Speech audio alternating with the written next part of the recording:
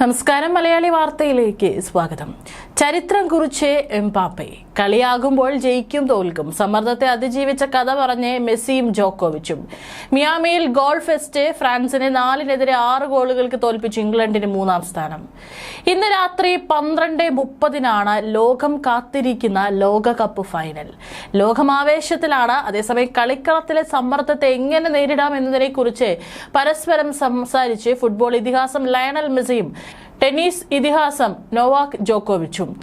Lionel Scaloni, Tom Brady, Kevin Durant എന്നിവരോടൊപ്പം ന്യൂയോർക്കിലെ ഒരു ഫെസ്റ്റ് ഇവന്റിൽ സംസാരിക്കുകയായിരുന്നു ഇരുവരും. ലോകകപ്പ് ഫൈനലിൽ സ്പെയിനിനെ നേരിടാൻ ഒരുങ്ങുകയാണ് അർജന്റീന. എങ്ങനെയാണ് സമ്മർദ്ദത്തെ നേരിടാൻ പഠിച്ചതെന്നായിരുന്നു ജോക്കോവിച്ചിന്റെ നേരിട്ടുള്ള ചോദ്യം.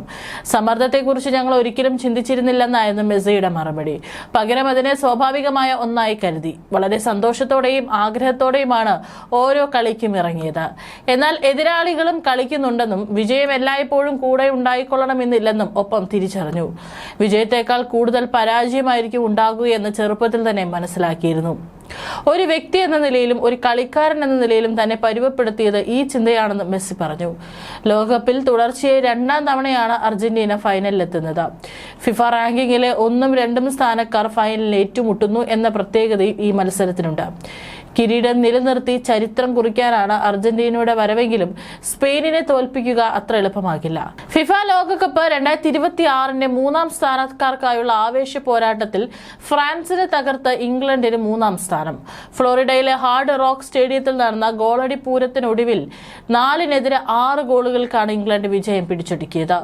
1966 ലോക കിരീടം നേടിയതിനു ശേഷം ഇംഗ്ലണ്ട് ലോകകപ്പ് ചരിത്രത്തിൽ നേടുന്ന ഏറ്റവും മികച്ച നേട്ടമാണിത്. മത്സരത്തിലുടനീളം ഇംഗ്ലണ്ടിന്റെ ബുക്കായോ സാക്ക ഹാട്രിക് ഗോളുകളുമായി തിളങ്ങി. ഫ്രാൻസിന് വേണ്ടി സൂപ്പർ താരം കിലിയൻ എംബാപ്പെ ഇരട്ട ഗോളുകൾ നേടിയെങ്കിലും ഫ്രഞ്ച് പടയെ വിജയത്തിലെത്തിക്കാൻ അത് മതിയായില്ല. എങ്കിലും ഈ സീസണിലെയും എക്കാലത്തെയും ഗോൾ വേട്ടക്കാരിൽ എംബാപ്പെ ഒന്നാമതെത്തി. ഈ സീസണിൽ 10 ഗോളും ആകെ 22 ഗോളുമാണ് അദ്ദേഹത്തിന്റെ നേട്ടം. ലയണൽ മെസ്സിയാണ് തൊട്ടു പിന്നിൽ. കളി തുടങ്ങി 3ാം മിനിറ്റിൽ തന്നെ ഡെക്ലൻ റൈസിലൂടെ ഇംഗ്ലണ്ട് ലീഡ് എടുത്തു. 18ാം മിനിറ്റിൽ എസ്രി കോൺസയും 37-45+1 മിനിറ്റുകൾ ബുക്കായോ സാക്കയും ലക്ഷ്യം കണ്ടതോടെ ആദ്യ പകുതിയിൽ ഇംഗ്ലണ്ട് 4-0 മുന്നിലെത്തി. തീർത്തും നിരാശരായി ആദ്യ പകുതിയുടെ ഇടവേളയ്ക്ക് പിരിഞ്ഞു. ഫ്രാൻസ് വർദ്ധിത വീര്യത്തോടെ തിരികെ വന്നതാണ് 2ാം പകുതിയിൽ കണ്ടത്. തന്ത്രങ്ങൾ മാറ്റിയ ഫ്രാൻസ് ശക്തമായി തിരിച്ചടിച്ചു. 48-66 മിനിറ്റുകളിൽ കിലിയൻ എംബാപ്പയും 54ാം മിനിറ്റിൽ ബ്രാഡ്ലി ബാർക്കോളയും ഫ്രാൻസിനെതിരായി സ്കോർ ചെയ്തതോടെ കളിയിലെ ലീഡ് 4-3 കുറഞ്ഞു. എന്നാൽ കളി അവസാനിക്കാൻ മിനിറ്റുകൾ ബാക്കി നിൽക്കെ ഇംഗ്ലണ്ട് വീണ്ടും കളം നിറഞ്ഞു. 87ാം മിനിറ്റിൽ ലഭിച്ച പെനാൽറ്റി ലക്ഷ്യത്തിലെത്തിച്ച സാക്ക തന്റെ ഹാട്രിക് തികച്ചു. തൊട്ടു പിന്നാലെ ഇഞ്ചുറി ടൈമിൽ ഉസ്മാൻ ഡെംബലെ ഫ്രാൻസിന് 4ാം ഗോൾ കണ്ടെത്തിയെങ്കിലും 90+8ാം മിനിറ്റിൽ ജൂഡ് ബെല്ലിംഗം ഇംഗ്ലണ്ടിന് 6ാം ഗോൾ നേടി വിജയമുറപ്പിച്ചു. ഫിഫ ഔദ്യോഗികമായി ഫിഫ ബ്രോൺസ് ഫൈനൽ എന്ന് വിളിക്കുന്ന ഈ മത്സരം വെറും ഒരു ചടങ്ങല്ല. കായിക രംഗത്തെ അന്തസ്സിനപ്പുറം കോടികളുടെ സാമ്പത്തിക നേട്ടവും വലിയ റാങ്കിംഗ് ട്വിസ്റ്റുകളും ഇതിന് പിന്നിലുണ്ട്. 1934 മുതൽ ലോകകപ്പിന്റെ ഭാഗമാണ് ഈ 3ാം സ്ഥാനക്കാർക്കായുള്ള പോരാട്ടം. റൗണ്ട് റോബിൻ ഫോർമാറ്റിൽ നടന്ന 1950 മാത്രമാണ് ഇതില്ലാതിരുന്നത്. ഈ മത്സരത്തിൽ ജയിക്കുന്നവർക്ക് വെങ്കല മെഡലുകൾ ലഭിക്കും. 3ാം സ്ഥാനം നേടുന്ന ടീമിന് 29 ദശലക്ഷം US ഡോളർ, അതായത് ഏകദേശം 279 കോടി രൂപ സമ്മാന തുകയായി ലഭിക്കും. 4ാം സ്ഥാനക്കാർക്ക് ലഭിക്കുന്നതിനേക്കാൾ 19 കോടിയോളം രൂപ അധികമാണിത്. ഇതിന് പുറമെ വരാനിരിക്കുന്ന വൻ ടൂർണമെന്റുകളിലെ ഗ്രൂപ്പ് സീഡിങ്ങിനെയും നേഷൻസ് ലീഗ് സ്ഥാനങ്ങളെയും നേരിട്ട് സ്വാധീനിക്കുന്ന വിലപ്പെട്ട ഫിഫ റാങ്കിംഗ് പോയിന്റുകളും ഈ മത്സരത്തിലെ വിജയത്തിലൂടെ ടീമുകൾക്ക് സ്വന്തമാക്കാം. പലപ്പോഴും ഫൈനലിനേക്കാൾ വലിയ റെക്കോർഡുകൾക്ക് ഈ 3ാം സ്ഥാന പോരാട്ടങ്ങൾ സാക്ഷ്യം വഹിച്ചിട്ടുണ്ട്. 2002 ലോകകപ്പിൽ ദക്ഷിണ കൊറിയയ്ക്കെതിരെ തുർക്കിയുടെ ഹക്കാൻ സുഗൂർ ലോകകപ്പ് ചരിത്രത്തിലെ ഏറ്റവും വേഗതയേറിയ ഗോൾ നേടിയത് ലൂസേഴ്സ് ഫൈനലായിരുന്നു. 1958 പശ്ചിമ ജർമ്മനിക്കെതിരെ ഫ്രഞ്ച് ഇതിഹാസം ജസ്റ്റ് ഫോണ്ടൈനർ 4 ഗോളുകൾ അടിച്ചുകൂട്ടിയതും ഇതേ വേദിയിലാണ്. ഒരൊറ്റ ലോകകപ്പിൽ 13 ഗോളുകൾ എന്ന അദ്ദേഹത്തിന്റെ റെക്കോർഡ് ഇന്നും തകരാതെ നിലനിൽക്കുന്നു. ചരിത്ര ചരിത്രമുണ്ടെങ്കിലും ഈ മത്സരത്തിനെതിരെ വലിയ വിമർശനങ്ങളും ഫുട്ബോൾ ലോകത്ത് ഉയരാറുണ്ട്. ഫൈനൽ നഷ്ടപ്പെട്ട മാനസിക വിഷമത്തിലിരിക്കുന്ന കളിക്കാരെ വീണ്ടും ഒരു മത്സരത്തിന് നിർബന്ധിക്കുന്നത് ക്രൂരതയാണെന്നാണ് പല പ്രമുഖ കോച്ചുമാരുടെയും അഭിപ്രായം. മുൻ ഡച്ച് പരിശീലകൻ ലൂയിസ് വാൻ ഗാൽ ഇതിനെ പരസ്യമായി വിമർശിച്ചിട്ടുണ്ട്. ഈ മത്സരം ഒരിക്കലും നടത്തരുത്, ലോക ചാമ്പ്യന്മാരാവുക എന്നതിന് മാത്രമാണ് ഇവിടെ വിലയുള്ളത്. ഏറ്റവും മോശം കാര്യം ടൂർണമെന്റിലുടനീളം മികച്ച കളി പുറത്തെടുത്തിട്ടും തുടർച്ചയായി 2 മത്സരങ്ങൾ തോറ്റു വഞ്ചിക്കപ്പെട്ടവരായി നാട്ടിലേക്ക് മടങ്ങേണ്ടി വരുന്നു എന്നതാണെന്നും വാൻ ഗാൽ തുറന്നടിച്ചിരുന്നു. ഇത്തരം മാനസിക സമ്മർദ്ദങ്ങൾ ഉള്ളതുകൊണ്ട് തന്നെ പല പ്രമുഖ ടീമുകളും തങ്ങളുടെ സൂപ്പർ താരങ്ങൾക്ക് വിശ്രമം നൽകി. റിസർവ് ബെഞ്ചിലിരിക്കുന്നവർക്ക് അവസരം നൽകാനാണ് ഈ മത്സരം ഉപയോഗിക്കാറുള്ളത്.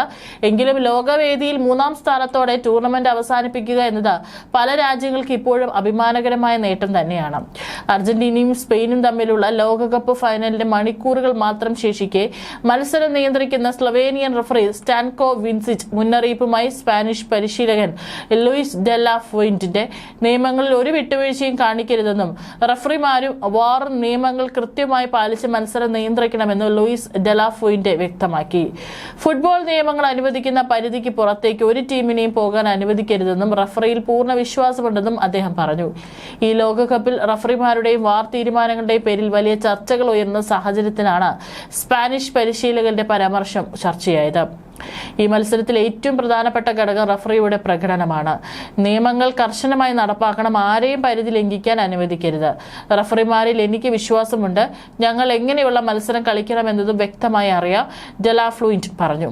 ന്യൂയോർക്ക് ന്യൂ ജേഴ്സിയിലെ മെറ്റ് ലൈഫ് സ്റ്റേഡിയത്തിൽ ഇന്ത്യൻ സമയം ഞായറാഴ്ച അർദ്ധരാത്രിയാണ് ഫൈനൽ.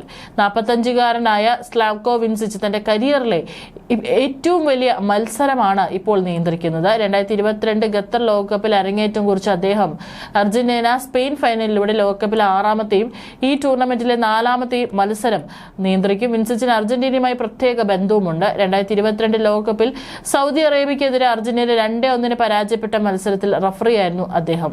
ആ തോൽവിയോടെ അർജന്റീനയുടെ 36 മത്സരങ്ങളിലേറെയായിരുന്നു അപരാജിത കുതിപ്പ് അവസാനിച്ചു.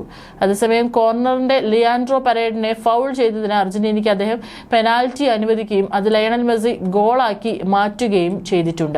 ന്യൂ ജേഴ്സിയിലെ മെലാനി ലെയ്ൻ ട്രെയിനിംഗ് ഗ്രൗണ്ടിലെ സ്പാനിഷ് ദേശീയ ടീമിന്റെ പരിശീലനം സുരക്ഷാ പ്രോട്ടോകോൾ അനുസരിച്ച് നിർത്തിവെച്ചു. കളിക്കാർ ഇൻഡോർ വാമപ്പ് സെക്ഷനിലാണ് പങ്കെടുക്കുന്നത്, സ്പാനിഷ് ഫെഡറേഷൻ പ്രസ്താവനയിൽ പറഞ്ഞു. 2010 കിരീടം നേടിയതിനു ശേഷം സ്പെയിൻ കളിക്കുന്ന ആദ്യ ലോകകപ്പ് ഫൈനലാണിത്. സ്പെയിനിന്റെ ലക്ഷ്യം 2-ാം കിരീടമാണ്. മറുഭാഗത്ത് അർജന്റീന തങ്ങളുടെ 4-ാം ലോകകപ്പ് കിരീടവും തുടർച്ചയായി 2-ാം കിരീടവുമാണ് ലക്ഷ്യമിടുന്നത്. 1978, 1986, 2022 എന്നീ വർഷങ്ങളിലാണ് അർജന്റീന ജേതാക്കളായത്. എല്ലാ കളിയും ജയിച്ചാണ് അർജന്റീനയുടെ വരവ്. സ്പെയിനാകട്ടെ ഈ ടൂർണമെന്റിൽ പരാജയം അറിഞ്ഞിട്ടുമില്ല. ഫിഫ ലോകകപ്പ് ഫൈനലിൽ അർജന്റീനയും സ്പെയിനും തമ്മിലുള്ള പോരാട്ടത്തിന് നിയന്ത്രിക്കാൻ സ്ലാവ്കോ വിൻസിനെ നിയമിച്ചതും ഫുട്ബോൾ ലോകത്ത് വലിയ ആവേശമായിരുന്നു.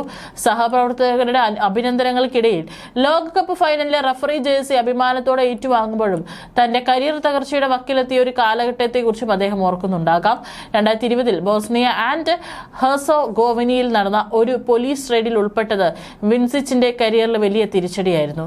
ബോസ്നിയൻ നഗരമായ ബിജുലനിയിൽ ഒരു ബിസിനസ് മീറ്റിംഗിനായി എത്തിയതായിരുന്നു വിൻസിച്ച്. അവിടെ ഒരു ബിസിനസ് ലഞ്ചിനായി അദ്ദേഹം ക്ഷണിക്കപ്പെട്ടെങ്കിലും അത് ചെന്ന് ചാടിയത് വൻ വിവാദത്തിലേക്കായിരുന്നു. പോലീസ് നടത്തിയ മിന്നൽ പരിശോധനയിൽ സെക്സ് റാക്കറ്റ് തലവനെന്ന് ആരോപിക്കപ്പെടുന്ന ടിജാന മാക്സ് മോക്കോവിച്ചിനൊപ്പം വിൻസിച്ച് അടക്കമുള്ളവരെ പോലീസും കസ്റ്റഡിയിലെടുത്തു. 9 സ്ത്രീകളും 26 പുരുഷന്മാരും അടക്കം പിടിയിലായ സംഘത്തിൽ നിന്ന് കൊക്കൈൻ പാക്കറ്റുകൾ, തോക്കുകൾ, ബുള്ളറ്റ് പ്രൂഫ് ജാക്കറ്റുകൾ, 10,000 യൂറോയിലേറെ പണം എന്നിവ കണ്ടെത്തിയിരുന്നു.